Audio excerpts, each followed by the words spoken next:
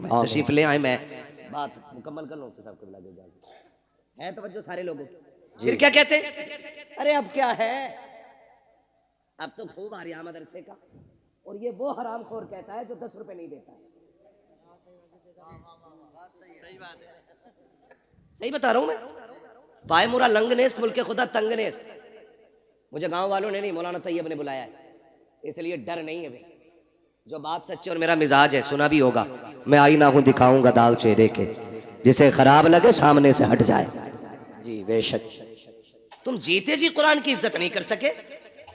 कोई कह रहा ये ज़कात खाने वाले, कोई कह रहा ये फितरा खाने वाले, कोई कह रहा ये यतीम है, कोई कह रहा ये लावारिस है। अल्लाह की इज्जत की कसम, ना ये यतीम है ना ये लावारिस है। ये वो है जिनके काबे वाला भी वारिस है, खुद मदीने वाला भी वारिस है। बेशक, सुभान अल्लाह सुभान अल्लाह। जिन्हें घमंडन अपनी दौलत पे जेब में रखे, इनकी कदर अल्लाह कयामत में दिखाएगा। बेशक बेशक। ये कौन लोग हैं, ये तो आखिरत में पता चलेगा। जी, हम इज्जत कितनी देते हैं कुरान वालों को, इज्जत कितनी देते हैं।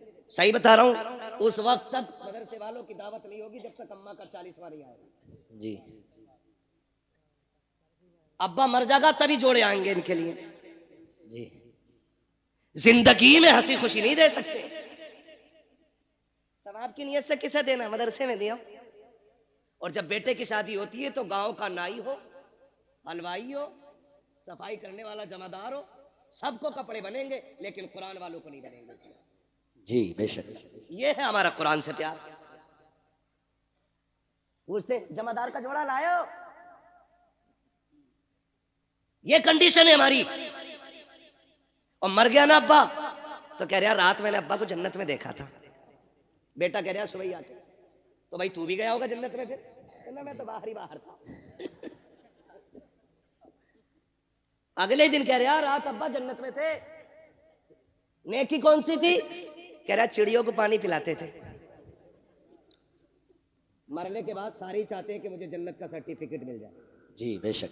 कह रहा चिड़ियों को पानी पिलाते थे, ये नेकी याद है। भाई की सगे भाई की 3 बीघे हराम की जोत के गया है वो, ये गुनाह किसी को याद नहीं है। क्यों यार जबरदस्ती की जन्नतें बांट रहे हो, इतनी सस्ती जन्नत है। कोई हाथ में रखा हुआ निवाला है तो उठाया और खा लिया। जन्नत इतनी सस्ती होती ना तो बिलाल कभी कोड़े ना खाते। जी बेशक, सुभान अल्लाह। जन्नत इतनी सस्ती होती तो करबला में 72 शहीद ना होते। अगर कोई तुम्हें फ्री की बांट के गया तो उसका नंबर मुझे भी दो, मैं भी लूंगा फ्री की जन्नत। हमें भी चाहिए। कोई माई कलाल लिख के दे ना, मेरे भाई निकलो कुरान वालों की इज्जत किया करो। बेशक। किसकी इज्जत करनी है, कुरान वालों की। दावत होती है शादियों में, मैं बताऊं कैसी होती। पहली बात तो दावत करते ही नहीं, खाली हाफिज जी को बुला, मैं हाफिज जी फातिहा पढ़ दियो। हाफिज जी आए, उन्होंने पढ़ा, चख लो यारो, कुछ तो चख लो। हाफिज जी गैरत वाली जमात से है, तुम चखने कहोगे तो खा के नहीं उठेगा, चख के ही उठ जाएगा। जी, वो तो चख के चला गया, फिर कुत्ते बिल्लों की तरफ खड़े होकर खाना खिलाया जा रहा है, गधों की तरफ, यूं हाथ में लेके। और फरमाइशें आती है, सुनो भाई मेहमान वीआईपी हैं, मुंह फैलो खाना चाहिए, खड़े होके स्टैंडिंग में। तो क्यों तेरी बारात में गधे आ रहे, खड़े होके खाएंगे, स्टैंडिंग में चाहिए। और जब कुत्ते बिल्लों की तरह खाया गया तो बरकत खत्म। जी बेशक। कह रहे फातिहा सही नहीं पढ़ी इमाम साहब ने। मुझे भी लग रही थी, ऐसे ही हाथ फेर गए वो, बरकत नहीं हुई। ये कंडीशन हमारी कौम की है। अपने ऐबों का जिम्मेदार मौलवी को ठहराते। मच्छर ज्यादा हो जाए, अरे मौलवियों ने बेड़ा गर्क कर रखा, मच्छरों के जिम्मेदार भी मौलवी। हाँ बारिश ना हो, ये तो कह रहा 16वीं सदी के मौलवी बख्शे गए तो सब बख्शे जाएंगे। अरे कहाँ पढ़ा क्या ना, एक भेड़िए ने ये बात कही थी। ऐसी ऐसी रिवायत माज़ अल्लाह निकाल के लाते। गैरत आनी चाहिए, हमें शर्म आनी चाहिए। डॉक्टर इकबाल ने कहा था, यूं तो सैयद भी हो, मिर्जा भी हो, अफगान भी हो, तुम सभी कुछ हो बताओ कि मुसलमान भी हो। सुभान अल्लाह। 14वीं सदी के बख्शे गए ना, सदी भी रखाई जा रही इससे। सदी कह रहा, सदी ये बख्शे गए तो सारी बख्शे जाएंगे कि चल ठीक है, ये इसलिए पकड़े जाएंगे, इनकी दाढ़ी है, तू इसलिए छुट जाएगा, तेरी आई नहीं। ये इसलिए पकड़े जाएंगे, इनका कुर्ता पजामा तो इसलिए पकड़ा जाएगा, छूट जाएगा, तो पैंट पहन के घूम रहे। किस एतबार से मुवाजना करना चाहते हैं हम इन उलमा से? अपने कुरान का एहतराम करना सीखिए। हमने कुरान को इज्जत नहीं दी। आप कहेंगे नहीं हम तो हाफिज जी कहते हैं, हम जानते हैं। कुछ जमींदार होते हैं ना जो ज्यादा चंदा दे देते हैं, इमाम साहब निकल गए तो यूं टांग पटांग रख के कहता हाँ बैठो, आके बैठो बैठो, ये नीचे नहीं उतरती लंगड़े की, ये यूं ही रहती है, बैठो बैठो बैठो। तेरे दरवाजे पे जो आया ना तेरा बेटा नहीं, तेरा बाप आया, बाप इमाम है तेरा। होगा जमींदार 100 बीघे का, तू होगी तेरे पास 1000 बीघे जमीन, लेकिन कसम खा के कहता हूं पूरी कायनात की दौलत उठा के ला, मैं वलासर जैसी छोटी आयत उठा के लाता हूं, पूरी दुनिया की दौलत मिलकर के वलासर का मुकाबला नहीं कर सकती है। बेशक सुभान अल्लाह। है किस हवा में, है किस हवा में? जो चंदा दे दे ना वो बड़ा घूर के देख रहा। जी कुर्सी नहीं दी मुझे, मैं यहां बैठता, मैं वहां बैठता, लिमिट में रहे। नेकी करने के बाद एहसान जताना मत, दुआ करना अल्लाह कबूल फरमाए। आमीन, बोले आमीन, आमीन। सारे लोग एक से नहीं होते, कुछ ऐसे भी होते हैं जो मुट्ठी बंद करके डाल देते और पता ही नहीं चलता है। जी तो दावत कुरान वालों की कब होती है? जब अम्मा का 40वां हो, या शादी का बचा हुआ खाना हो, या तीजा हो। बुला लो ना, बिरयानी कौन है ना, हाफिज जी को भेज दो। हैं खराबी जागी, मदरसे में भिजवा दो। क्यों भेजी तुमने? मजबूरी में। हर काम में यही चल रहा। कह रहा प्रधान के जनाजे में जाना है, कह रहा मेरा ये काम कर दे। बोले ना वो हमारे अब्बा के जनाजे में आए थे। मैंने गया तो कहेंगे हमारे अब्बा के में नहीं आए वो, तो नमाज जनाजा में भी तो पढ़ते ही उतारने जा रहे हैं। नेकी है भी पढ़तों में उतार रहे हैं, पढ़तों में, ताकि उसकी शिकायत उतर जाए, उसकी उतर जाए। मैं आपसे पूछना चाहता हूँ, ये कुरान वाले लोग हैं, आप कहते हो बरकत नहीं हो रही है, मौलवी की फाता छोटी रह गई थी, हाथ जल्दी उठा दिए थे। आप बताओ ना, जिस कुरान को पढ़वा के आप बरकत चाहते हो, आपने उसको कितनी इज्जत दी है? क्या तुम्हें ख्याल नहीं आया जब तुम गाँव के एक एक बंदे को जूतियां तोड़ करके नोत रहे थे, तब तुम्हें ख्याल नहीं आया तुम्हारी बस्ती में मुस्तफ़ा के मेहमान भी रहा करते हैं, कुरान पढ़ने वाले भी रहते हैं? क्या तुम्हें ख्याल नहीं आया कि सारे मेहमानों से अफजल मुस्तफ़ा के मेहमान होते हैं? हमारे मेहमान बाद में खाएंगे, मुस्तफ़ा के मेहमानों को पहले खिलाया जाए। पहली बात तो दावत करते ही नहीं है, अगर कर भी देते हैं तो भूल जाया करते हैं। फिर जब खबर आती है यार मदरसे वाले 4 बज गए हैं, अभी खाना नहीं खाया है, कहता हमने तो कहलवा दिया था, आ जाते। कसम खा के कहता हूँ ये गैरत वाली कौम है, जब तक इज्जत से नहीं खिलाओगे ये फाके से मर जाएंगे, लेकिन तुम्हारे दरवाजे पे हाथ फैलाने नहीं जाएंगे। इसलिए कि अगर तुम्हें जमींदारी पे भरोसा है तो इन्हें मुस्तफ़ा की नौकरी पे बड़ा नाज है। अपना घमंड अपने पास रखिएगा। उलमा को दावत नहीं देते, कुरान वालों की दावत नहीं है, कर देते तो भूल जाते हैं। बाद में अगर आ भी जाए कुरान वाले, बेटा कहता अब्बा मदरसे के बच्चे आए हैं, टेबल पे बैठा दूं? अब्बा कहता ना, उस पे ना बैठाना, उस पे वीआईपी लोग आएंगे, बड़े मेहमानों के लिए है। अब्बा इन्हें किधर बैठाना? का उधर चटाई बिछा के खिला दे, उधर पाल का टुकड़ा बिछा के खिला दे। तुझे गैरत क्यों नहीं आई? किसे वीआईपी कह रहा है? का तुम नहीं जानते हो मौलाना, वीआईपी वो होता है जो 18,000 का कोट पहनता है, वीआईपी वो होता है जो 24,000 के जूते पहनता है, वीआईपी वो होता है जिसकी आंख पे 12,000 का चश्मा लगा होता है। तुमने ये मयार बनाया, तुम कहते हो ये वीआईपी लोग हैं, उनके लिए स्पेशल कुर्सियां और कुरान वालों के लिए टूटी चटाई है। मैं पूछना चाहता हूँ मयार वो सच्चा है जो तुमने बनाया है, या वो सच्चा है जो मेरे नबी ने बनाया है? हम ये कहते हैं कोट पैंट वाले इज्जत वाले हैं, और नबी से पूछ वीआईपी है कौन? आका फरमाते हैं खैरुकुम मन तअल्लमल कुरान व अल्लमहु। तुमने वीआईपी वो है जो कुरान सीखा करता है, कुरान सिखाया करता। नारे तकबीर। शर्म करो यार, ऐसे ऐसे बड़े लोग आपकी बस्ती में रहते हैं, इतने बड़े बड़े आलिम आपके यहाँ पे। मगर मैं जानता हूँ जहाँ इल्म ज्यादा होता है वहाँ कदर कम करते हैं लोग। यही सोचते हैं ना पोता अपना भतीजा अपना।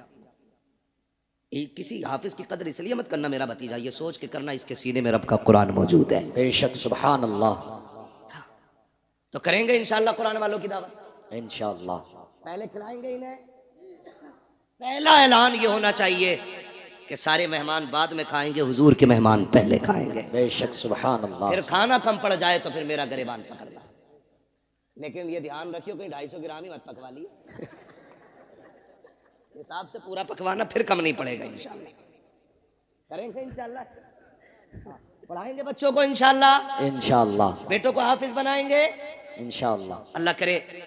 मैं समझता हूँ शायद कोई दिल ऐसा होगा जो धड़क धड़क के ये ना कहता हो काश इस लाइन में एक मेरा बेटा भी बैठा होता। बेशक हर शख्स चाहता होगा काश एक मेरा भी हाफिज कुरान होता। बेशक। बड़ा आदमी और कामयाब वो नहीं है जो प्लॉट छोड़ के मरा, बिल्डिंगें छोड़ के मरा, बड़ी जायदाद छोड़ के मरा। सबसे बड़ा आदमी वो है जो अपने पीछे कुरान वाला छोड़ के गया। बेशक सुभान अल्लाह सुभान अल्लाह। कौन छोड़ के गया है? कुरान वाला जो अपने पीछे छोड़ के गया, वो सबसे बड़ा है। बेशक उसने आखिरत की छांव का इंतजाम कर लिया है। और आपके बेटे अगर ना पढ़ सके ना, तो फिर उन कुरान वालों पे वक्त लगाइए, अपना पैसा लगाइए इन पे।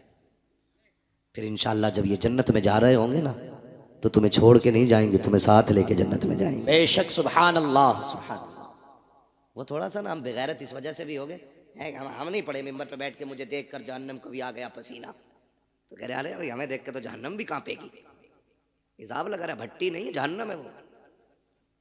हाँ, मर के देख, जब पुलसरात पार करने की बारी आएगी तो पता चलेगा पसीना तुझे आना है कि उसे आना है। जी, धोखे में ना रहना, आखिरत मजाक नहीं है। सूरज सवा नेज़े पे होगा जी, आज पीठ है उसकी, कल मुंह होगा इधर। गर्मी इतनी होगी खोपड़ियां हांडी की तरह खोल रही होंगी। कयामत का दिन कितने दिन का हो, कितने बरस का होगा? 50। मेंबर वाले ना बोले, मैं जरा नीचे वालों से बात कर लूं, आप बड़े लोग हैं। कितने दिन का होगा? या अल्लाह जो बोल गए 50 साल का नहीं, 50,000 साल। जो जिन्होंने सही बताया है या बताने की कोशिश की, अल्लाह हुजूर के सदके सबको मदीने की हाजिरी नसीब फरमाए। आमीन। क्या 1000 बरस का? 50,000 बरस का। क्या सबके लिए इतनी बड़ा लगेगा? फरमाया गया नहीं, वो अपने अमल के हिसाब से। जो लोग नेक जन्नती होंगे उनके लिए फर्ज नमाज के बराबर वक्त लगेगा। बेशक सुभान अल्लाह। ऐसे ही अमल के हिसाब से वक्त लगेगा। जो बदकार गुनाहगार होंगे उनके लिए 50,000 साल का अरसा लगेगा। और फिर फरमाया गया कि किसी का पसीना टखनों तक, किसी का घुटनों तक, किसी का कमर तक, किसी का सीने तक, किसी का नाक तक। कोई गोते खा रहा होगा अपने पसीने में। जी बेशक। गुनाह के एतबार से पसीना होगा। वहां कोई साया, बोले जोर है, बोले जोर से, साया नहीं होगा। सारी उम्मतें जमा होंगी, अव्वलीन भी होंगे, आखरीन भी होंगे, सारे खड़े होंगे। सब नफसी नफसी के आलम में होंगे। अल्लाह फरिश्तों को हुक्म देगा, फरिश्तों जी रब्बे जलील मैदान महशर में चले जाओ। हुक्म, क्या हुक्म है? जितने कुरान वाले हैं उन्हें इकट्ठा करके लाया जाए। सुभान अल्लाह। छोटी महफिल नहीं होगी। यहाँ खुशालपुर और गिरदो नवाह के लोग बैठे हुए हैं तो ऐसा लग रहा है कि कितने लोग हैं। वहां तो हजरत आदम से लेकर के हुजूर की उम्मत के आखिरी फर्द तक सारी जमा होंगी। रब फरमाएगा जाओ हाफिजों को ढूंढ के कुरान वालों को लाओ। वो कहेंगे अल्लाह इतनी बड़ी भीड़ में पहचाने कैसे? बिल्ला है? कहा नहीं।